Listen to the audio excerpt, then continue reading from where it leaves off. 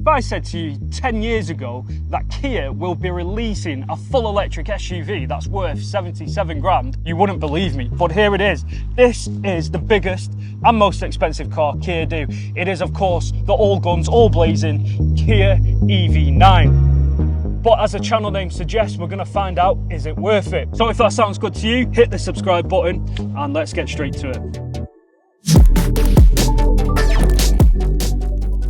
So the EV9 started life as a concept car at the 2021 LA Auto Car Show. It's part of Kia's full electrification models. We are going to get an EV3 soon, which is meant to be a smaller SUV. We've had the 6. We've got a review up there if you want to check that out, take a look at that. And of course, we've got the 9 as well. So let's have a look at the front design. And even though I mentioned this was part of the LA 2021 concept car, it still kind of looks concept car-ish. As you can see, you've got these kind of new, broader dimensions. You've got these nice cube LED headlights, and also you've got this sort of LED blades here, and these are full daytime running headlights. You've got the brand new Kia design badge, which was first on the EV6. They've kind of still got the digital tiger nose, but it's not as prominent, but I quite like it. You've got all the sensors hidden here in the front bumper, and you've also got the flaps that open at the bottom as well. They're automatic vents and they help cool the battery as well. Got some silver front splitters here, it's plastic. You get some little side air curtains there, which actually rush air over the tyres to help with their aerodynamics. And with it being an electric car, you do get a frunk or a fruit, so you do get some quite deep storage space, and you can put the charging cables in there comfortably. I've got the top of the range trim, the GT Line S. You've got the Air, the GT Line and the GT Line S. All of them come with the 99.8 kilowatt battery, even if it's the rear wheel drive. I've got the all wheel drive version, so you've got dual motor in there, and that powers both the front and the rear wheels. Good news is you do get fast charging, but if you do get the fast kilowatt charger when you're out in public, you will be able to charge it up to 10 to 80% in just less than 20 minutes. So let's take a look at the side profile. This is really a full family SUV. I love how Kia have been quite clever with the design. You've got the two-tone colour you've got with this Pacific blue with the black. I love the design here. Nice angular crease here on the back fenders. They do seem to stick out a little bit. It looks really nice. These sort of rear haunches a little bit. Tailback effect here looks really nice, and it enhances the back here, so the passenger gets a really good view. It's all blacked out rear tinted windows for the rear, and you do get these plush open door handles, which are really easy and cool to use. You've also got the rails on the top there. You do get 21-inch alloy wheels, some plastic wheel arches here, again in the two-tone black, but they don't look that big because of the car. This is actually 6 centimeters longer than a Range Rover, but you can actually get this in a 6-seater and a 7-seater, guys, as well. Let's have a look at the rear design, and what I like first is this sort of half panel effect here. It's like the boot's cut in half. It doesn't open up, it's just a black panel window here. This also slopes down, it's like a rear spoiler. You do get a brake light here at the top here, nice LED light with parking rear camera at the back. You've got the rear red LEDs, blade design again, EV9 badge there, and you've got your rear bumper with the same plastic silver design at the back, and also the GT Line badge. Now this is quite impressive. Even though this is a big car, with all the 7 seats up, you're still getting 333 litres of boot space, and that's an automatic tailgate as well. And it's a flat floor. If you do fold down the rear seats, you get up to 823 litres. You've got a 12-volt socket here and a 3-pin socket, so you can actually put and charge your laptop or normal accessories in there. You can automatically lower the seats, and they lay flat as well. And you can control the middle seats as well, which is a 3-seat bench setup. Inside here, you've got a load cover, which is good, it lays flat, and your locking wheel nuts, and a tyre compression kit. You don't get a spare wheel with this. Shame, but... So what's the interior like inside the EV9? And first off, the impressions are brilliant. Some really cool tech. You've even got a fingerprint scanner or reader to detect who's driving the car, and you put your finger on it, it'll change to your settings, so that's really cool. Also, the USB-C ports here, you've actually got 2, but if you press this button in the middle, it turns yellow, and that's to decide whether you want to charge your phone, or actually if you want to plug in your phone and use the Apple CarPlay. You do get Android Auto and wireless Apple CarPlay as standard. The actual touchscreens feel like they're floating. It's quite a nice effect, and underneath it you get the ambient lighting. You do have to use the touchscreen though for some controls, but to be fair, Kia really have come a long way and it just seems to work really well. You've got dual 12.3-inch touchscreens. You do have some touch sensitive buttons, they work really well, but also the haptic feedback. But also you've got an actual 3.5-inch touchscreen dedicated to your seat controls and your air conditioning. You've got the air vents here in the middle, got a huge dial there just to turn the volume on and off. Feels like you're in a spaceship. Even the display and the dashboard are lowered, so you feel like you're in control and on top of everything. It's really nice. And what is interesting as well is all the cabin materials are made from recycled plastics and materials, even the leather as well. Really builds into the ethos of being sustainable with an electric car. But even just the lining, it feels like it's felt almost Alcantara effect on the lining. Dual sunroof as well. You can control all that, but also you've got a clear view camera as well as your standard mirror. I like how comfortable these seats are. I think these are magnificent. Some of the best seats I've been in. You can customize them, all electric. You even get massage heated seats, blow cold air as well. It really makes you feel like you're in some kind of first class lounge. It's really nice. The driving visibility is good. Your A-pillars are quite nice and small, apart from quite big sensor there at the top. In the middle, you've got this roller shutter, which has made space for two huge cup holders. You've even got your NFC charging, so you can have your phone charging here whilst everything's used on the display. And you've got two large cup holders for your passengers as well for the rear. Nice big plush steering wheel here with some stitching on the side. It was really well made.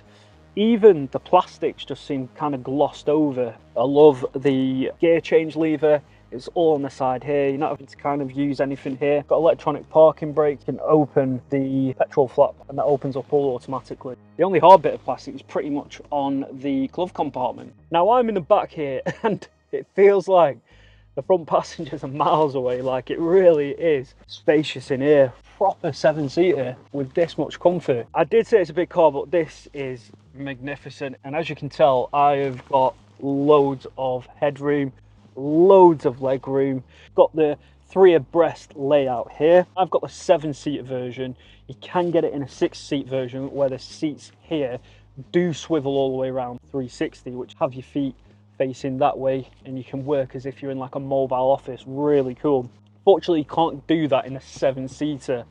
You can move the seats back and forward manually. You've got this beautiful carpet lining on the bottom, so everything just feels really soft and luxurious. It's almost like you're in an executive lounge.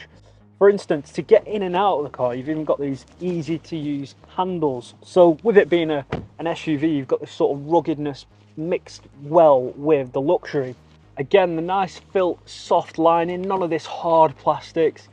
Really is nice, and you can just stare at the stars. It's got the headrests are very comfortable.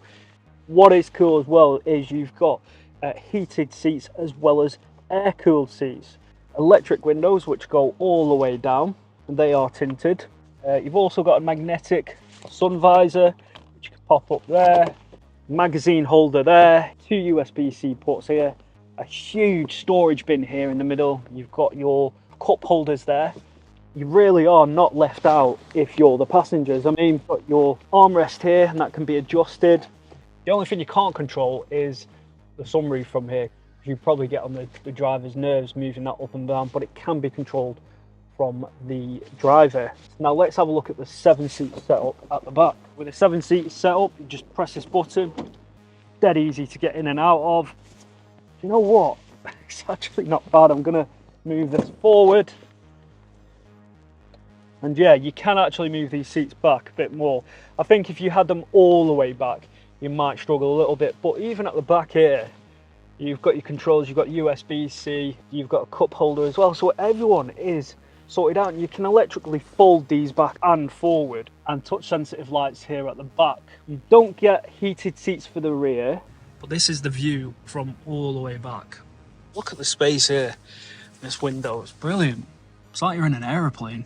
There you go, dead easy. So this is a premium SUV, make no mistake about it. I have got the all-wheel drive version, so it's dual motor. You can get this in a rear-wheel drive single motor setup as well. And I tell you what, this car does not mess around. It has got a lot of power.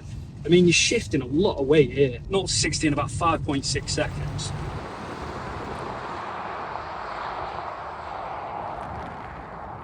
Kia aren't messing around. But the actual drive itself, suspension setup, you've got McPherson strut at the front and you've got the multi-link at the rear. But it does have different driving modes. It's got a terrain mode, so it's got snow, mud and sand. But I wouldn't be taking this on the Dakar Rally. I'm guessing, like most Range Rovers, that this is going to be in and out of the city. The actual automatic synchronous magnet drivetrain that they've got here with it bodes well. It's really smooth. The pickups quite gradual as well. However, if you do whack it into sport mode, this makes me laugh. You can actually feel the massage seats stiffen up as well, kind of bolster you in a bit. And then when you pop it back into normal driving mode, they just let loose. So it's kind of cool. Right, so I'm picking up now. Yeah, and it's really smooth, you know, with it being an all-wheel drive. It seems to really take off quite gradually. It's not aggressive. At higher speeds, I don't feel like I'm jostling around as much as I thought I would be. The driving itself is quite relaxed, quite placid. What's the road noise like? It's actually pretty good. It's really relaxing, actually. The seats are brilliant. You can get a full massage whilst you're cruising down the motorway. The headrests are amazing. Sort of pillows like as if they're from a Mercedes S-Class. There's a lot of safety equipment in this car. You've got the blind side detection, so the ring mirrors will light up, and you also get vibrations, sort of like haptic feedback through the steering wheel if there's a car incoming. Cruise control, automatic regen, got all the bells and whistles you could want. But it can be a little overbearing. You've even got an onboard sensor that watches you.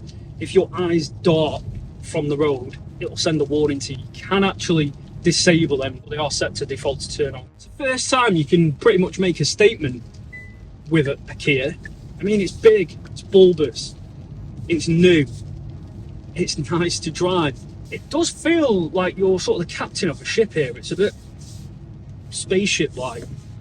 So yeah, what I'm getting with this is it's just quite relaxed, even in and around a built-up area. And just seems to glide rather well. It is a big car to sort of maneuver around. Just trying to gauge where the front of this car is can be a bit daunting. The bonnet is really long, and you do thankfully get some really good cameras, front, back, rear, everywhere around this car. So that really shouldn't be a problem. They're quite bright as well, which is good. Nice resolution. The Kia cameras have always been really good, actually. What's it like around tight turns? Yeah, there is a bit of roll. It is a little jumpy going around corners at high speed. It does seem a little vague at times, but it's not very talkative through the steering wheel. You just don't really get a feeling of where the wheels are when it turns. So let's wrap up this video review on the new 2024 Kia EV9. It is expensive at £77,000, but this is the top of the range trim. Would you pay that for a Kia? I think that's a question that doesn't seem so silly these days, because you do get a lot for your money. It's just incredible how practical it is, how comfortable it is, and the tech on board as well. It really has genuinely blown me away. Okay, driving isn't the most exciting, but this is a 7-seater luxury SUV. If you can live with the limitations of an electric car, and you can live with this in and around town with the size, and saying that, there has been news of people trading it in their Land Rover Discoveries for the EV9. I really do think this is worth it. However, what's more important is what you think of the EV9. Let us know in the comments section below. So a big shout out to Kia in Bolton for letting me review this EV9. If you are interested and would like to know more, I will leave a link in the description below. Hope to see you on the next one on Is It Worth It?